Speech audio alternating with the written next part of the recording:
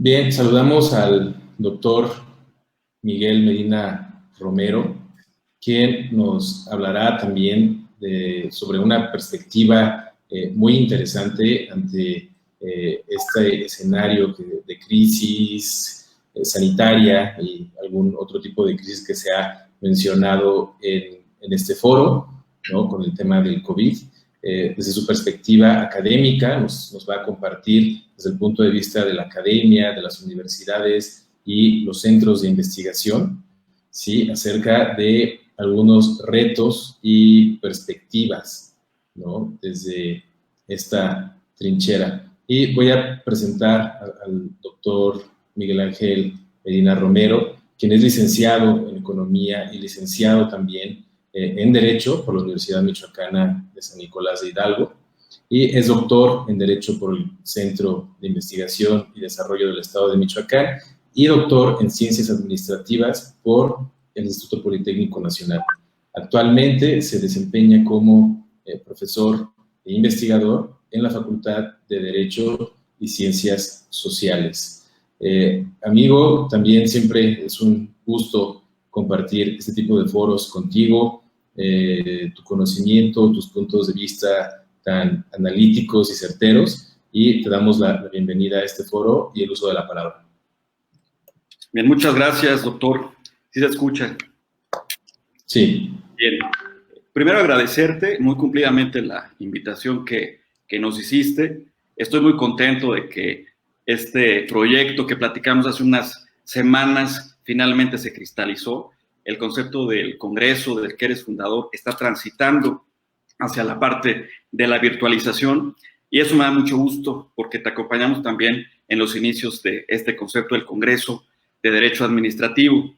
Saludo con mucho gusto, por supuesto, a quienes nos antecedieron en el uso de la voz con sus participaciones, de las cuales estuve atento, y saludo también a nuestra audiencia, sobre todo a nuestros estudiantes, que esta actividad está sirviendo como cierre de nuestro ciclo escolar bajo esta circunstancia inédita que hoy día vivimos. Escuché con atención, por supuesto, la intervención de la doctora Mencho, a quien le mando un saludo muy afectuoso, sobre la cuestión de los comportamientos delictivos en la situación de España, en este esquema de pandemia. Por supuesto, a nuestro amigo Rodrigo, que se retiró, sobre la cuestión de la gestión en la crisis y cómo se habla también en la participación que tuvo sobre la cuestión de la crisis de confianza en lo particular.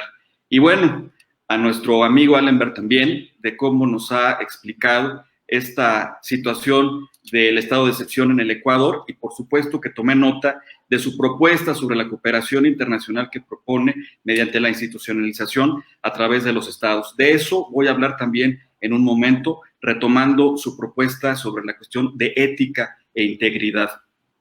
Yo quisiera el día de hoy compartir con ustedes algunas preguntas y algunos planteamientos que me han surgido, no desde el ámbito del derecho ni tampoco desde el ámbito de la economía, pero sin perder el hilo conductor de ellos y también de la temática del Congreso.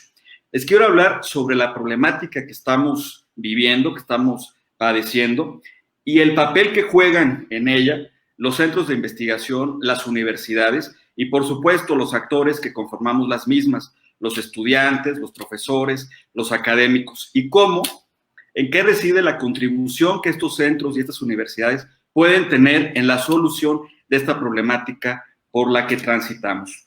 De manera que voy a dividir en dos grandes ejes esta participación. Uno será precisamente la experiencia desde el universitario, desde los universitarios, de esta situación que vivimos, y por otro lado, el papel que tienen nuestros centros de investigación y universidades en la solución a la problemática planteada. Ya no repetiré algunos datos muy interesantes que aquí se han comentado, como el hecho de lo que ocurrió en China aquel diciembre del 19, noviembre del 19, y los retos globales que hoy día tenemos, entre los que destacan esta emergencia sanitaria y el cómo la estamos combatiendo. Además, y de forma particular, el cómo esta emergencia sanitaria impacta de manera muy particular el sector educativo, el sector de la investigación, y ahí es donde nos encontramos nosotros.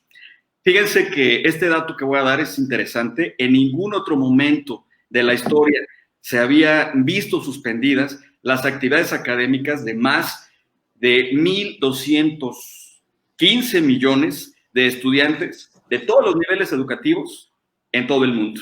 Es un dato interesante que no quiero que perdamos de vista porque me va a permitir hacer las conducciones que continúan. También los efectos inmediatos de esta pandemia, quiero que no lo perdamos de vista.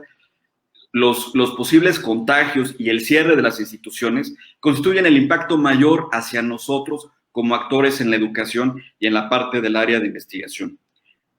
De manera particular y específica, transitamos desde nuestra aula, desde nuestra convivencia en clases presencial y diaria, y nos llevamos esa situación hacia la casa, hacia la sala, hacia la cocina y hacia las recámaras de nuestras casas, habitación, para desde ahí ubicar nuevos esquemas materiales de llevar a cabo las actividades de investigación, de difusión, de clases, de academia, que es precisamente el quehacer que tenemos en las universidades. Lo decimos hoy fácil, pero la verdad es que hemos transitado en que nuestros hábitos del vernos diario y de compartir en las clases se hayan transformado en pantallazos, en chats, en correos electrónicos, en teletrabajo. Esta es una situación inédita y nosotros como generación no debemos perder de vista esta circunstancia. La voz del profesor en el aula de clases está sustituida hoy día por los esquemas que la tecnología nos propone para poder llevar a cabo nuestra comunicación, lo que se puede llamar educación a distancia o virtualización. Hablaré al respecto en unos momentos sobre ello. Esta nueva realidad nos propone entonces entender algunas preguntas para posteriormente plantearnos sus respectivas respuestas. Hoy día me quedaré en el terreno de las preguntas porque quisiera que todos estuviéramos en torno a ellas, dilucidando y reflexionando. ¿Cuáles son las condiciones de los universitarios ante la educación en línea? ¿Qué experiencias existen en otros países, en otras comunidades, para poderlas traer a nosotros y ubicar su utilidad? ¿Cuántos alumnos universitarios continuarán sus estudios? ¿Y cuántos se verán obligados o ya se están obligados a dejar la vida académica para insertarse a la vida laboral? ¿Puede transferirse a la pantalla efectivamente la convivencia académica que teníamos de forma presencial? ¿Y cuál es el escenario de los recursos financieros con que contará la educación superior particularmente al concluir la emergencia sanitaria en nuestro país? Repito, no hay respuestas en este momento y menos únicas. Tendremos que reflexionar al respecto y tendremos que ir elaborando las mismas conforme esto está transcurriendo. Algunos datos. Desde la Secretaría de Educación Pública se levantó hace unos días una encuesta a 116 instituciones públicas y privadas de educación superior. Estas 116 constituyen el 2.1% del total. De esas 116 instituciones, 55% respondieron que sus alumnos y docentes no se encuentran con conocimiento del uso y manejo de las plataformas utilizadas para la educación a distancia. El 51% de esta muestra. El número creo que es revelador. 14 de las 116 instituciones encuestadas utilizan una plataforma diseñada con exclusividad para estas instituciones. Quiere decir que el resto utilizan plataformas comerciales o plataformas de uso gratuito que, por supuesto, no están adecuadas a las necesidades que tienen las instituciones. En el ciclo escolar 2017-2018, en México había 5,343 escuelas de nivel superior que atienden a una población escolar de 3.6 millones de alumnos, según las cifras oficiales. Esta circunstancia nos da cuenta de cómo está precisamente constituida y de manera particular el esquema de escuelas, alumnos respecto a la educación superior en nuestro país. Un poco de futuro. De esta cifra global que acabo de dar, solo el 52.9% pertenece a hogares que tienen conexión o internet. De suyo, esta circunstancia nos ubica para tener en cuenta e idea del gran reto y desafío que tenemos las instituciones, desde sus administradores, funcionarios y, por supuesto, el profesor en el aula, que se convierte en el gran gestor hoy en el aula virtual. Otro dato de futuro que también no quiero que perdamos de vista. Se habla de un antes y de un después de esta circunstancia que estamos padeciendo. Dicen que las cosas van a cambiar de forma completa, pero también hay voces que dicen que no es cierto, que las cosas no van a cambiar y que cuando concluya esta contingencia volveremos exactamente al ritmo que habíamos perdido. Como sea, la gran pregunta que surge es esa: ¿cómo daremos continuidad académica a lo que se desplazó desde el aula y lo llevamos hasta la casa? ¿Qué es lo que sigue? ¿Cuáles son los planes que tienen nuestras autoridades? ¿Cuál va a ser la función y el rol ante las nuevas circunstancias del profesor universitario, del académico? ¿Cuál va a ser, por supuesto, también el rol y la circunstancia en su nuevo esquema del estudiante? No hay respuestas.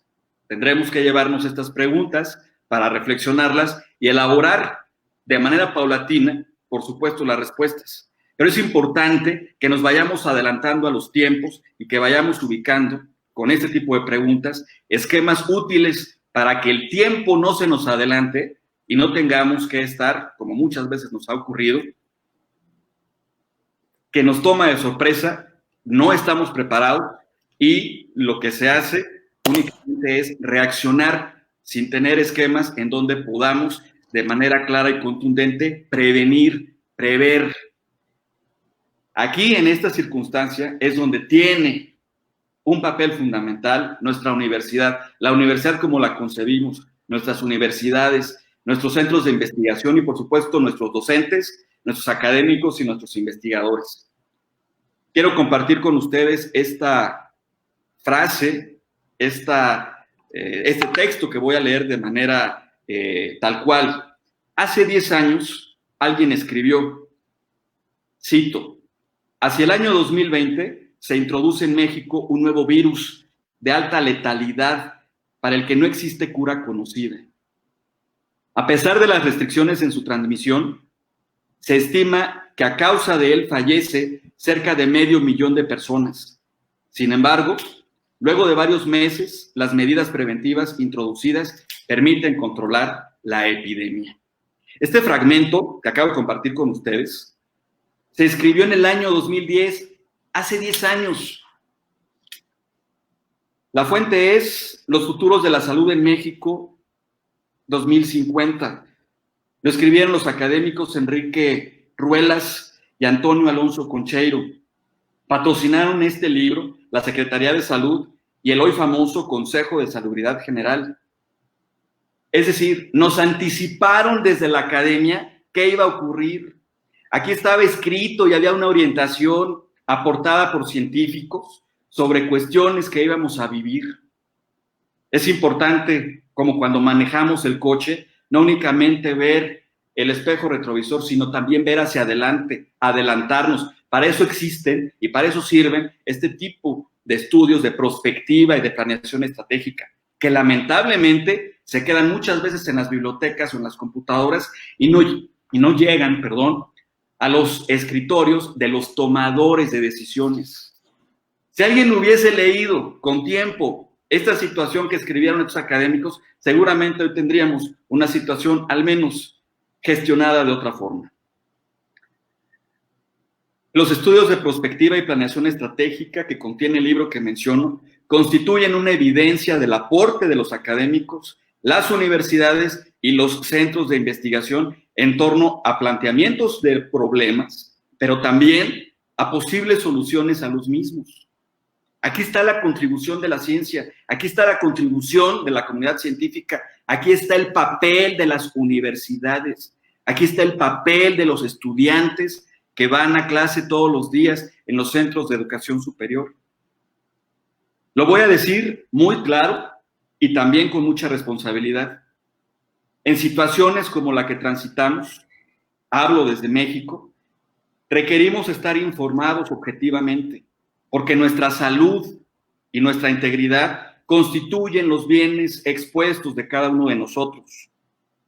De ahí que cuando se advierte incertidumbres inminentes, riesgos potenciales y, por supuesto, información imprecisa, la sociedad solamente tiene ante sí una puerta de salida: el conocimiento que reside en las contribuciones de los científicos, los intelectuales, los académicos y los profesionales. En otras palabras, la solución al problema que transitamos no va a surgir en la calle, ni en los escritorios de las autoridades civiles o en las propagandas de los políticos.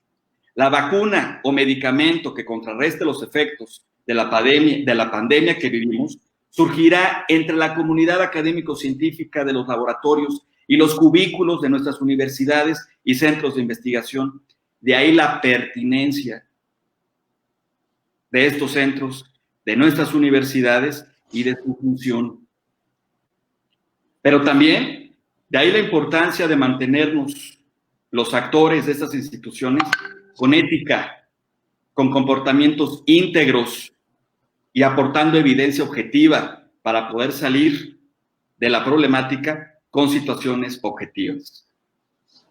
El 8 de abril de 2020, prácticamente estoy por terminar, el 8 de abril de 2020, las academias de ciencias y de medicina de más de 15 países, donde están las economías más fuertes a nivel mundial, suscribieron una declaración que me parece con un impacto muy importante, muy trascendente, para enfatizar la urgencia de la cooperación internacional como respuesta a la pandemia global del COVID-19. Se reconoce la necesidad de generar intercambios de información, comunicación y experiencias para poder atender en tiempo real circunstancias que tienen que ver con la enfermedad, desde su diagnóstico hasta lograr la recuperación, hasta lograr el medicamento que logre abatir la misma. De esto únicamente quiero mencionar, quiero destacar la gran conclusión a la que se llega, a la que se arriba por parte de estas academias, por parte del ámbito científico, que se comunica con el ámbito político, que se comunica con la sociedad global y estima la siguiente premisa con la que quiero que nos quedemos todos. Ante incertidumbres que implican la pandemia que actualmente vivimos, resulta primordial el trabajo en estrecha colaboración entre gobiernos, las academias y comunidades científicas, las universidades y el sector privado. Solamente así, en conjunto, en comunicación y en coordinación a escala global, vamos a poder transitar con éxito el problema por el que hoy transitamos y que le tendremos que contar a nuestros hijos y a sus hijos.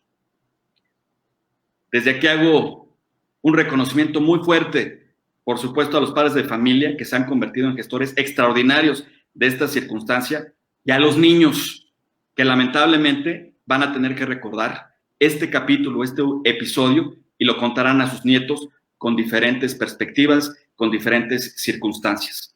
Finalizo mi intervención.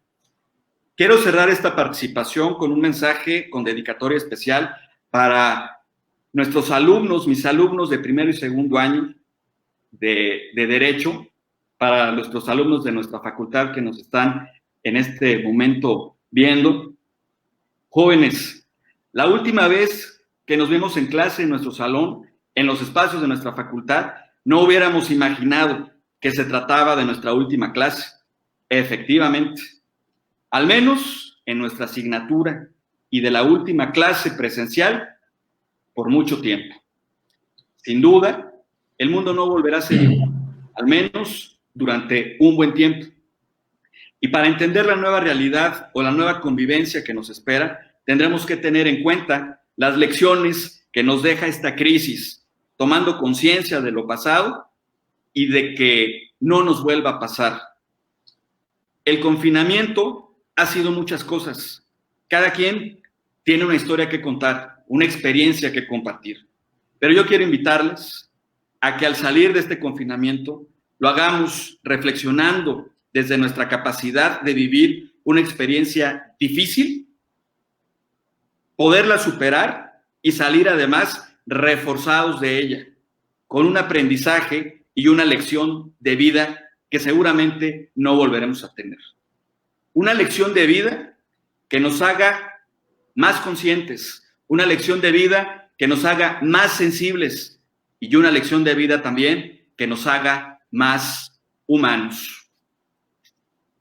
Gracias a los doctores Menchu, Rodrigo, Allenberg, por poder compartir con ustedes en este congreso, a mi amigo y por supuesto siempre reconocido Rodrigo Ochoa en esta meritoria labor de llevar a cabo el tránsito del congreso presencial hacia su modalidad virtual, mucho tiempo para el congreso amigo, y por supuesto a quienes tuvieron la amabilidad de estarnos escuchando y viendo en estos momentos, muchas gracias y adelante. La pandemia, esperemos, no durará para siempre y reconozcamos el papel importante que en ello, en la contribución para la solución, tiene cada universidad, cada centro de estudios, cada estudiante y cada académico. Muchas gracias. Muchas gracias, doctor Miguel. Siempre un gusto escucharte. Muy interesante tu punto de vista. Yo coincido totalmente contigo en el sentido de que definitivamente estamos no es una época de cambios, ¿no? Se ha dicho muchas veces, sino que es un cambio de época, ¿no? Actualmente tenemos que preocuparnos por adaptarnos, ¿no? Porque ha habido cambios impresionantes en el área de derecho, desde cómo se está legislando, desde cómo se está administrando la justicia, cómo estamos litigando, cómo estamos atendiendo a nuestros clientes y también cómo estamos enseñando, ¿no? Sin embargo, el mensaje aquí para los estudiantes de la Facultad de Derecho es, pues, no se equivocaron de carrera, chavos.